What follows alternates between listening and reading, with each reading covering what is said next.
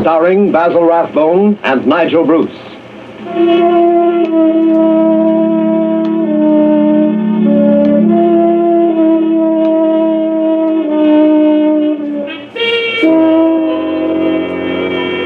The makers of Grove's bromoquinine tablets bring you another adventure of Sherlock Holmes, with Basil Rathbone as Sherlock Holmes and Nigel Bruce as Dr. Watson.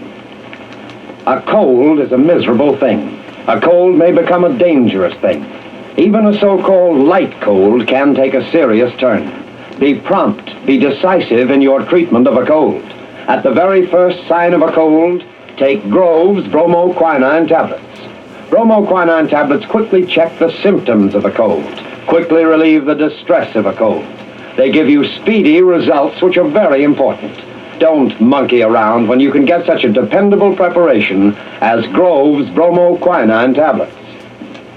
And now, here we are again on our usual visit to Dr. Watson. He's waiting for us in his study, a cheerful blaze crackling on the hearth. I'm very relieved to see you, Mr. Manning. Hasn't the weather been atrocious today? I was beginning to wonder if you'd be able to get here tonight through all this fog. Yes, it certainly is what you Londoners call a regular pea souper. Yes, indeed. It reminds me of the adventure of the missing submarine plans. A case that was solved in the underground. Underground? What you Americans call a subway. Yes, but what has a solution in a subway got to do with a foggy night? Well, you see, the affair started in weather exactly like this. It was the third week in November, the year 1895, to be exact. On Monday, a dense yellow fog had settled down upon London. On Thursday, it was still there, thicker and murkier than ever. At first, Holmes had turned his nervous energy to cross-indexing his huge reference books. But when, after pushing our breakfast chairs back for the fourth morning, we saw the greasy brown swirl still drifting past the windows, Holmes's patience snapped.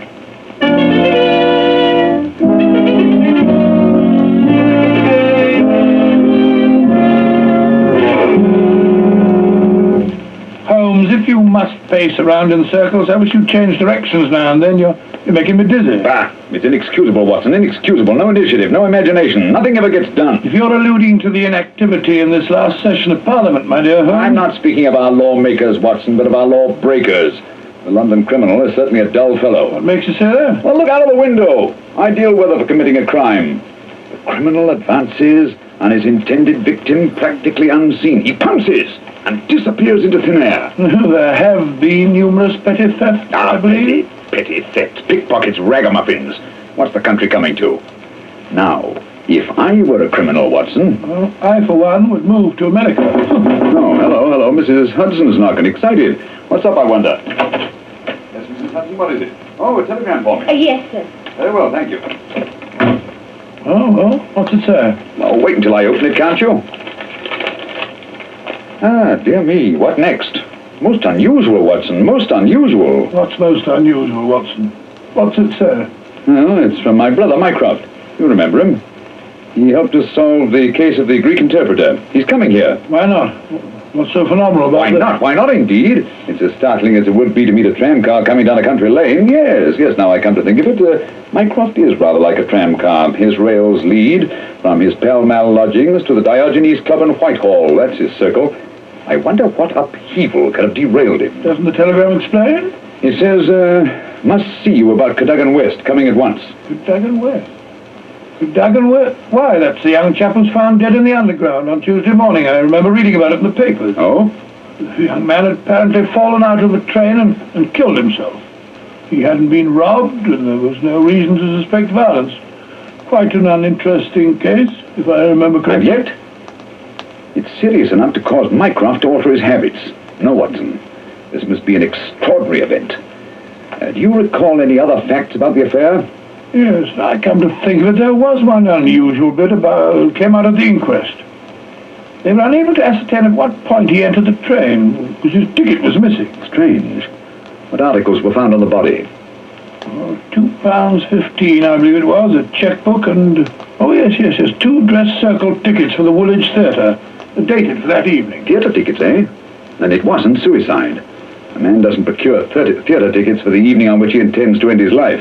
Anything else? A small packet of technical papers. Technical papers? What kind of technical papers? The newspapers didn't say. As serious as that. What did the young man do? Where was he employed? He was a clerk at Woolwich Arsenal. Government employee.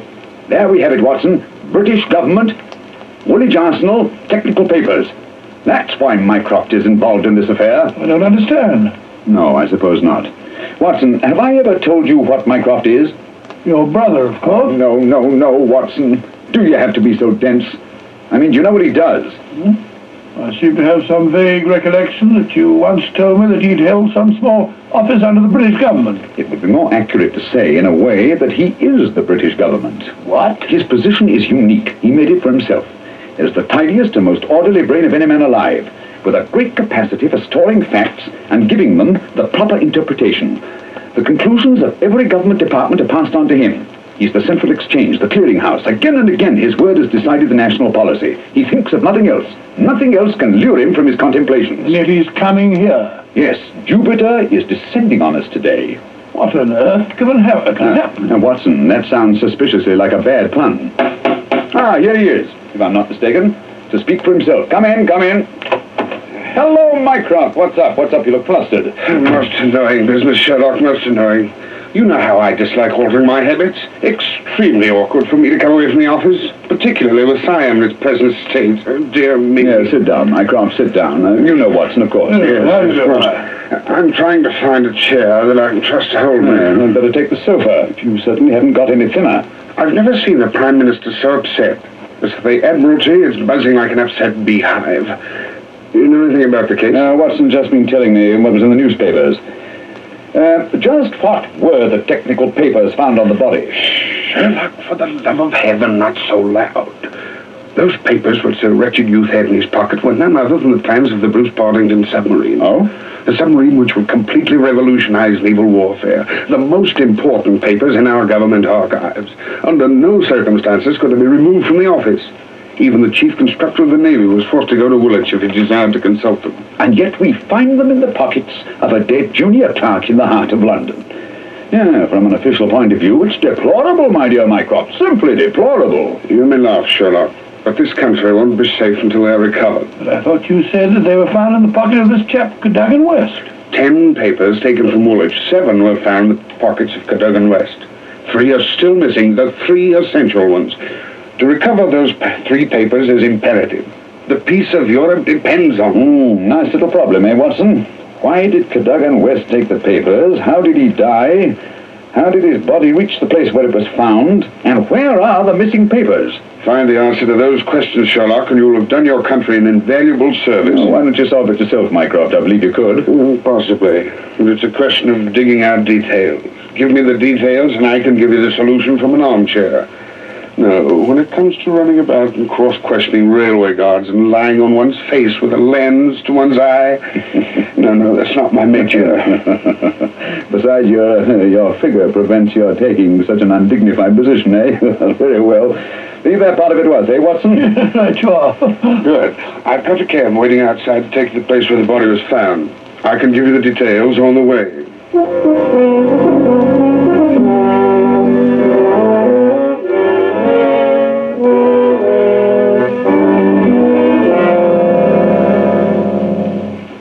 Now, Mycroft, who was the official guardian of these famous papers? No less a personage than Sir James Walter, a gentleman who's grown grey in the service. His patriotism is beyond suspicion. A bachelor, if I'm not mistaken, lives with his brother. Yes. He was at the house of Admiral Sinclair at Berkeley Square during the whole of the evening when this accident occurred. The Admiral vouches for him. He's one of the 2 who have the only keys to the safe. And his key was with him all evening? Right. His key, the key to the building, the key to the room. Who was the man with the other key? The senior clerk, Mr. Sidney Johnson. Man of 40, married, silent, morose, with an excellent service record. Any alibi? He too had his key with him and seems to have spent the evening playing a game of draughts with a greengrocer around the corner from his lodgings. Of course, he has only the word of this greengrocer to back him up. Oh, come, my dear Mycroft. No class discriminations, please. The word of a greengrocer is often just as good as that of an admiral. But what about Cadogan West? He had a good reputation, a bit hot-headed, but straight and honest. At least everyone thought so. He was next to Sidney Johnson at the office. His duties brought him into daily personal contact with the plans. No one else ever had the handling of them. Oh, it's perfectly clear. He must have taken... Ah, not so fast, Watson, not so fast. Who locked them up that night? Mr. Sidney Johnson. Ah, they were of value, commercially, I mean. Oh, yes. There's no doubt that West could have got several thousands for them very easily. And yet, only a small amount of money was found on the body. Perhaps the buyer took it back after he'd murdered West. What puzzles me is, how did West obtain possession of those papers? To do so, he must have had a false key. Several false keys, Sherlock. He had to open the building and the room as well. Oh, well, several false keys then. Let me see. Suppose West did take the papers and went into town. And on the way back to Woolwich, where he is hoping to replace the papers, he's killed and thrown from the train. But the spot where the body was found is considerably past the station for London Bridge, which is the route to Woolwich. Ah, it's interesting. Also, if young West did make an appointment with some foreign agent to sell the papers that night, why didn't he keep the evening clear? Why buy 2 theater tickets? Exactly. Furthermore, he actually escorted his fiancee halfway there before he disappeared. A blind. That's what it looks like to me. Why did he take the papers at all? Why not copy them out in the office and sell the copies? He certainly had plenty of opportunity to do so. And why the absence of his underground ticket? Perhaps the ticket would have shown us which station was near the agent's house. So the murderer destroyed it. Good, Watson. Very good. And yet, I wonder. Well, here's the underground station. The railway authorities have sent a man round to show the exact place where the body was found. You won't change your mind and come with us? You're crawling round that black hole on my hands and knees. Not very likely. Well, I shall expect a report on your efforts this evening. Never expect too much, Mycroft. Never expect too much.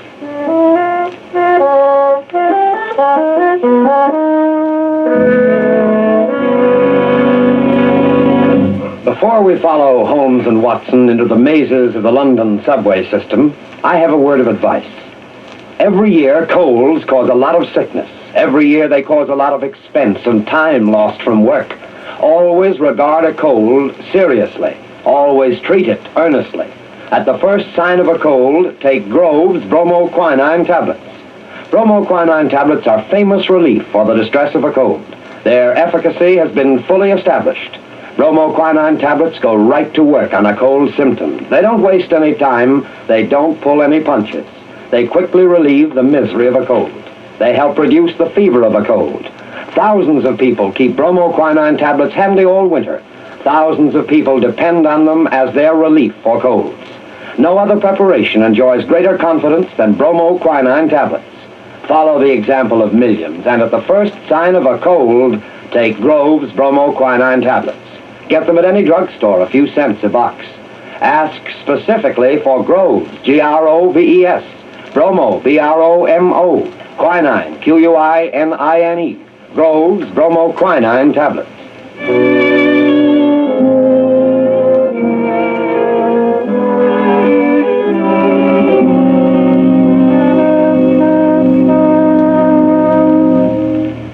This way, sir. Step right along the tracks. But it isn't safe. Supposing a train should come shooting round that curve. Oh, that's all right, sir. There won't be another for 5 minutes anyway. Here we are, sir. This is where they found the body. Right here alongside the rails. Lying on its face it was. Spooky old place, eh, Holmes? Like the catacombs, only without the skeletons. Yeah. Anything in his hands when they found him? No, sir. Were they clenched? Or spread out as if he were protecting himself? No, sir. There was what you might call relaxed. Ah. What time did all this happen? Well, sir, the train he was hoisted out of, as near as we can figure, passed along here about midnight on Monday. All the carriages have been examined for signs of violence, I suppose. They didn't find nothing, not even the missing ticket. There was a passenger to Aldgate on the ordinary train, about 11:40 it was. He said he'd heard a heavy thud, like something striking the line, just before the train reached this station. But it was so foggy, he said he was blessed if he could see what it was. Holmes, what's the matter? What are you staring at? The curve, Watson. What are they? The rails. What do you mean? I suppose there aren't many curves as abrupt as this. No, sir, I can't say as there is. What have curves got to do with it? Oh, an indication, Watson, merely an indication. Unique. Perfectly unique. And yet, why not? I don't see any indications of bleeding on the line. No, sir, there wasn't any to speak of. But I understand there was a considerable wound. The bone was crashed right enough. Holmes, You hear that? It's a train. It's coming this way. Run, sir. Run for your life. Yes, but where? Up ahead. There's a place where the train switches off. Run, Watson, run. It's just around the curve. We'll never make it. Yes, we will. Faster, faster. There's the switch up ahead. Come on. Here comes the train now. We'll make it, we'll make it. Ah, Justin, Watson, for the love of heaven. You're on the wrong track.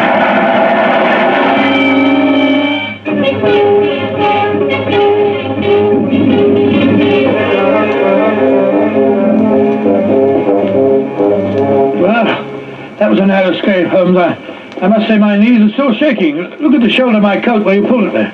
Lucky thing for you that I did. Where are we off to now in this fog? Yes, it's a nice afternoon. Suppose we pay a few calls. I think Sir James Walter claims our first attention. After that, we might drop in on Miss Westbury. Miss Westbury? Who's she? She is Cadogan West's fiancée and the last person to see him alive. Holmes, we seem to be going around in circles. We've accomplished absolutely nothing so far except to get ourselves nearly annihilated in the underground. After all, it's perfectly obvious that the young man had a quarrel with someone, in all probability the agent, to whom he sold the papers, and got himself thrown out of the railway carriage for his paying. I disagree with you, my dear Watson. His body fell from the roof of the carriage where it had been placed. Cadogan West met his death elsewhere. The roof of the train? Consider the facts, Watson. A. The curve in the tracks. The body is found at a spot where the train pitches and sways as it comes around the points. B. There's no ticket. C. There were no signs of bleeding on the line because the body had bled elsewhere. Of course, everything fits together, but where was the body placed on the train? I think I can make a fair guess at that, my dear Watson. Here we are. This is the famous official villa of Sir James Walter. And that, if I'm not mistaken, is his brother, Colonel Valentine, just coming out of the house. What's the matter with him, Annie? He looks positively haunted. Oh, pardon me, Colonel Valentine, but can you tell me if Sir James is at home? Sir James, sir? Sir James is dead. Good heavens, dead? He died this morning. It's terrible. Terrible. How did he die? Oh, it's this horrible scandal. My brother, sir, was very sensitive of his honor. He couldn't survive the disgrace to his department. It broke his heart. Pardon me, gentlemen, I must go. It broke his heart. Most appalling development. Eh, Holmes? I wonder if his death was natural, or if the poor fellow killed himself.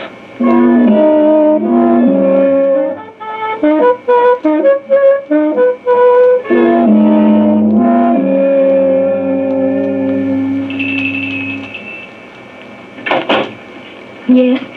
Will you tell Miss Westbury that Mr. Sherlock Holmes would like to see her? Oh, please come in, gentlemen. I'm Violet Westbury, Mr. Holmes. I've been expecting you ever since I heard you had taken the case. Please be seated. Well, thank you. Oh, Mr. Holmes, we must save his good name. He couldn't have done it. Cadogan was the most chivalrous, patriotic gentleman on earth. He couldn't have done it. He would have cut his right hand off rather than sell a state secret. But the facts, my dear Miss Westbury. I admit I can't explain them. Was he in need of money? No, Mr. Holmes. His needs were simple and his salary very good. He'd saved several £100. We were to be married at the new year. I see. Had you noticed any signs of mental excitement? Why, well, that is... Come, Miss Westbury, be frank with us. Yes, Mr. Holmes. That night, I had a feeling that there was something on his mind. Mm-hmm. Tell us about it, will you? We were on the way to the theatre. It was a foggy night, you remember? We were walking slowly. Our way took us close to his office. Cadogan seemed thoughtful and worried.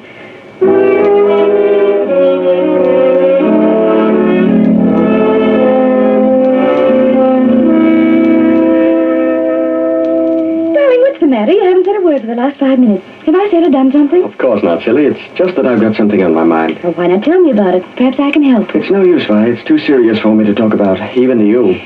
You know, sometimes, Caddy, I feel just the least little bit jealous of that old job of yours. When you're cooped up in that building all day. Oh, now, you're not going to be jealous of the building. Well, not really. But it is funny to think of a husband having secrets he can't tell his wife. Mighty important secrets, I can promise you. There's one in particular that any foreign spy would pay good money to get hold of. How thrilling. Well, I don't know. They're awfully slack about some things over there in that building, Violet. What's too slack? It would be too confounded easy for a traitor to get his hands on those plans. What plans? Never mind, darling. I guess I'm getting a bit melodramatic. But there's something been worrying me. Hello, what's that? What's what? Over there, that shadow moving along the side of the building. It's a man. So that's it. I always suspected... Oh, what's the matter? You're so excited. What's wrong? Stay here, Violet. There's something I have to find out. Stay here. I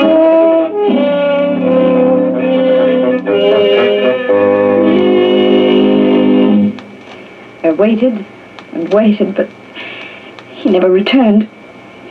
Oh, Mr. Holmes, if you could only save his honor, it meant so much to him. We shall do our best, Miss Westbury. This shadow, this man moving along the building. Did you see it too? I think I did, Mr. Holmes. But the night was so foggy, I can't be sure. But there must have been a man. Another man. It couldn't have been Cadogan. Surely character goes for something. Let us hope so.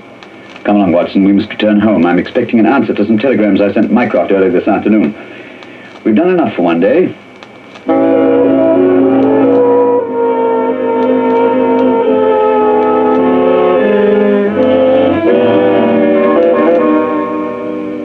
Holmes, where have you been all day? You left this morning before I was up.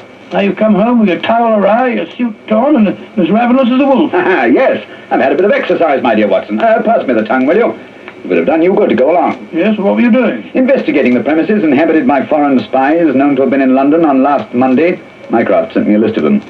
Took a bit of doing, too. Climbing walls, breaking into cellars, prowling around rooftops. Well? I discovered there was only one residence which had the proper facilities for disposing of West's body after the murder. Well, whose residence was that? It belongs to a Hugo Oberstein. The address is 13 Caulfield Gardens, Kensington. The gentleman himself has departed for Europe. Gone, has he? He took the plans with him. It's too late. Not necessarily, Watson. What can we do now? We're going to keep a rendezvous with the gentleman who stole and sold those plans. The assignation will take place at Mr. Oberstein's house this evening at 9. What the deuce are you talking about? These newspaper clippings. I found them in the drawer of Hugo Oberstein's desk. Read them.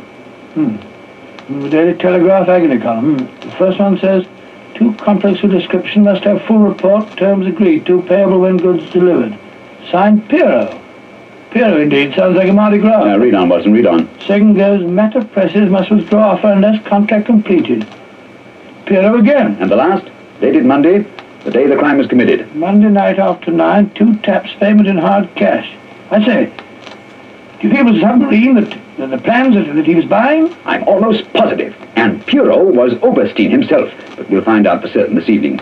I've invited the gentleman who sold the papers to meet us. How? I don't understand. Instead of this advertisement in today's Daily Telegraph. Tonight, same hour, same place, 2 taps, vitally important. Your own safety at stake. Signed, Piero, as usual. By George, if he answers that, we've got him. Unless we're too late. Come along, Watson. There's no time to lose. You can take this package for a change. I've been carrying it around all day. What's in it? Oh, just a jemmy, a dark lantern, a chisel, and a revolver. Nice equipment for a respectable citizen to be carrying about the streets of London, I must say. Yeah, you know, Watson, there are times when I suspect we aren't quite respectable.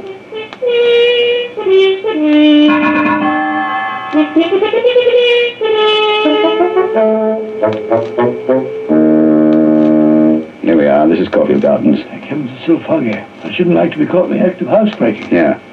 Oh, this wall, Watson. There's a window we can easily pry open in the back. Scale that wall. Come on, hurry up. There's no time to lose. Here. I'll give you a boost. Come on, up here. That's it. Look out, here I come.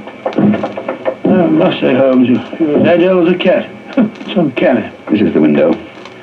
Light the lantern and give me the jemmy. 1, 2.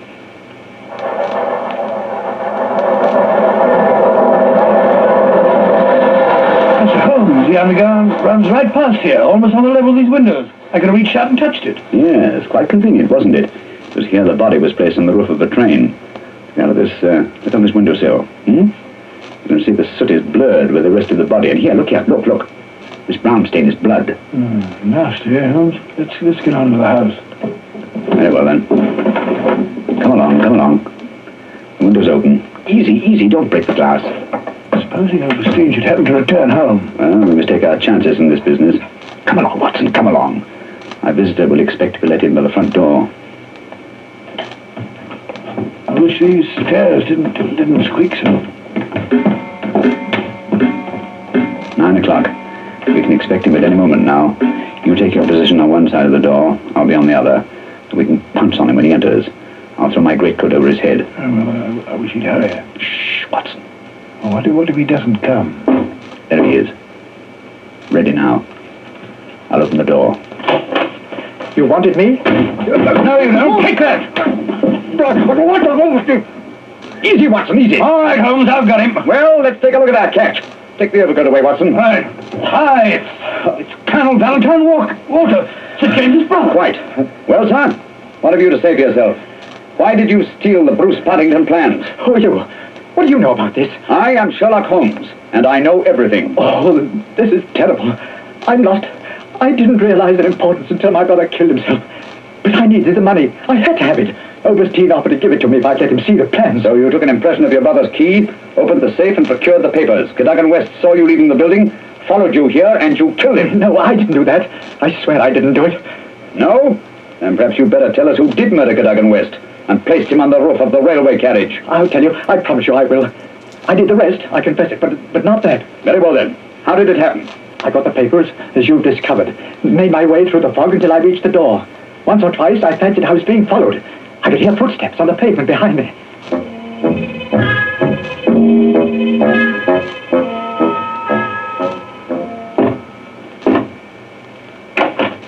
Colonel Walter? Yes. You have the papers? Yes, let me in, quick. I think someone's been following me. Yes, it's me. You can't do this, Valentine. It's treason. All right, you hear? No, you can't sell the papers, Valentine. I won't let you. They shall see. Look out, West. Take that. Oh.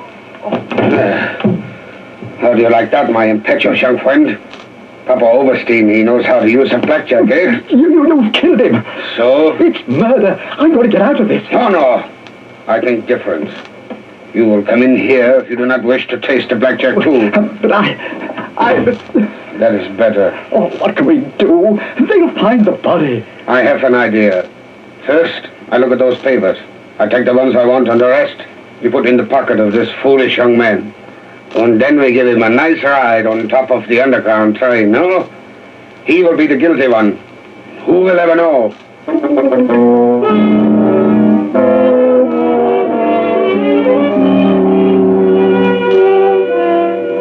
What a thoroughly unpleasant gentleman. What a pity that he got away with the papers, Dr. Watson. Oh, but he didn't. Oberstein had left a Paris forwarding address with Colonel Walters. That gentleman sent him a letter dictated by Holmes, saying that he had discovered that one essential detail in the plans was missing, and that he had procured a tracing which would make it complete for a price. And did Oberstein swallow the bait? Did he swallow it? He was arrested as he got off the boat at Folkestone. Some weeks later, I learned incidentally that Holmes had spent a day at Windsor Castle and returned with a remarkably fine emerald tie-pin.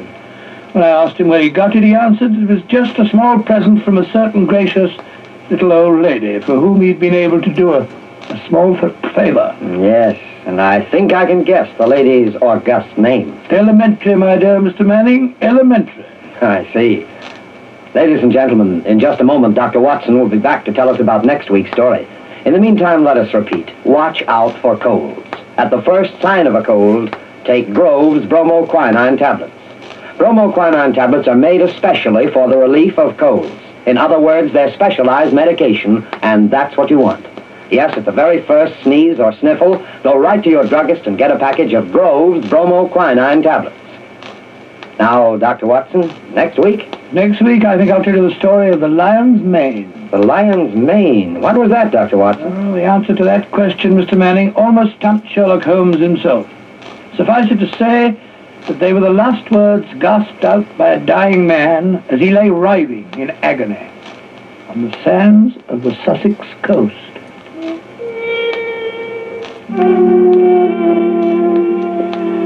You have been listening to a Sherlock Holmes adventure, adapted from Sir Arthur Conan Doyle's story, The Bruce Partington Plans, with Basil Rathbone as Sherlock Holmes and Nigel Bruce as Dr. Watson.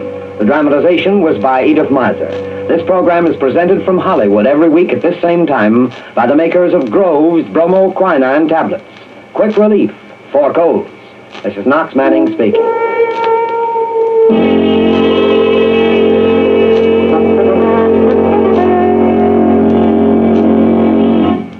This is the National Broadcasting Company.